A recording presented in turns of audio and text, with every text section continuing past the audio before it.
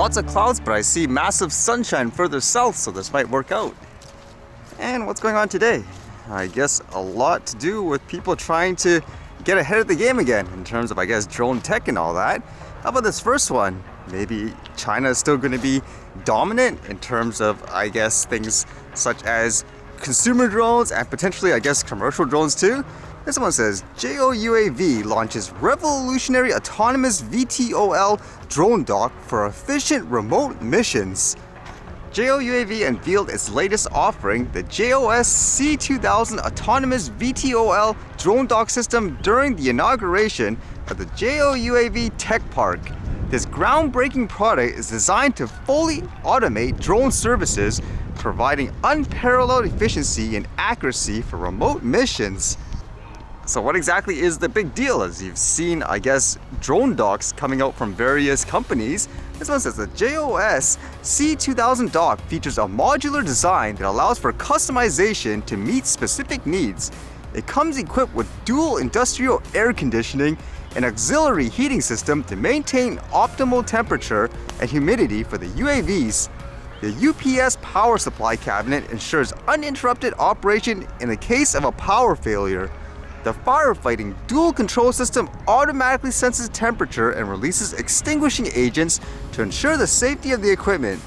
The scissor lift platform, double airspeed tube self-test, and rotating landing platform guarantee the VTOL drone flies against the wind. And you can see like a bunch of pictures, for example, just showing how it self-inspects itself. It says here it charges 80% in 40 minutes and 100% in 80 minutes. Why the huge difference there? I would think if it's 80% charged in 40 minutes, shouldn't it be like, I don't know, 50 minutes to 60 to fully charge it? That's kind of interesting. That temperature aspect is not actually something I heard other companies talk about. Is it a big deal, for example? And as well, they talk about the drone itself. It says the CW15X VTOL drone boasts impressive parameters, including a control distance of over 30 kilometers, a maximum cruising speed of 72 kilometers an hour, and a maximum flight time of 100 minutes with a load. The drone is equipped with an intelligent binocular system and millimeter wave radar system to ensure the safety of UAV flights, as well as a ground relay network that offers a wider coverage area. And it shows it doing things such as LiDAR and stuff as well. And as they mentioned, they recently opened up this new factory, this tech park, and it makes you wonder again, is this going to be more dominance from places like China in terms of drone innovation? So while countries like those are busy, I guess, innovating with drone tech, how about in places like North America? Are we more focused on restricting drones or then taking them down per se? So this one was kind of interesting that I read. Apparently, the company Dedrone has this new product called the citywide drone detection.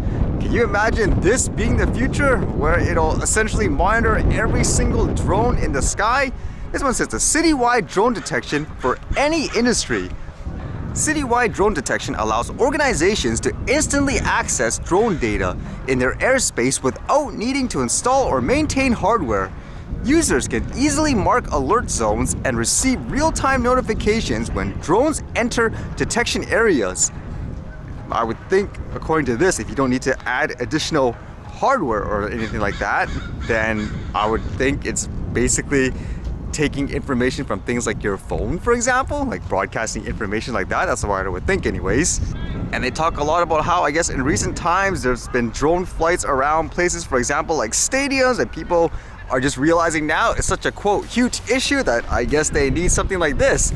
It's kind of interesting to think about. Again, with the previous story, it seems like a lot of other countries are trying to innovate in terms of drone hardware and stuff like that, but when it comes to North America, there does seem to be, in many ways, a lot more news at times where it's about restricting people, taking them down and so forth. So is it the right direction to go with? I still think the best story is that zipline company where they had to go to a completely different country for their operations because the regulations and stuff are so over the top in the US.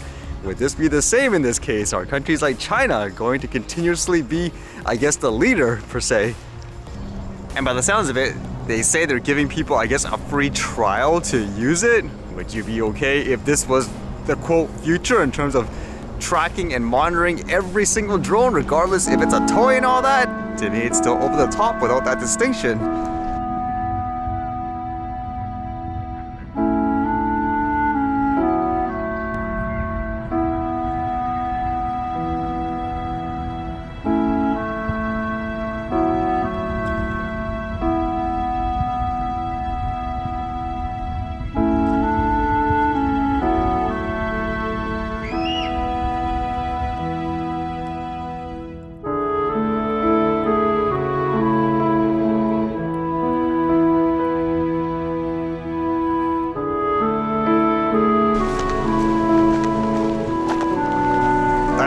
guess the sunlight's out today and holy cow, there's a lot of people.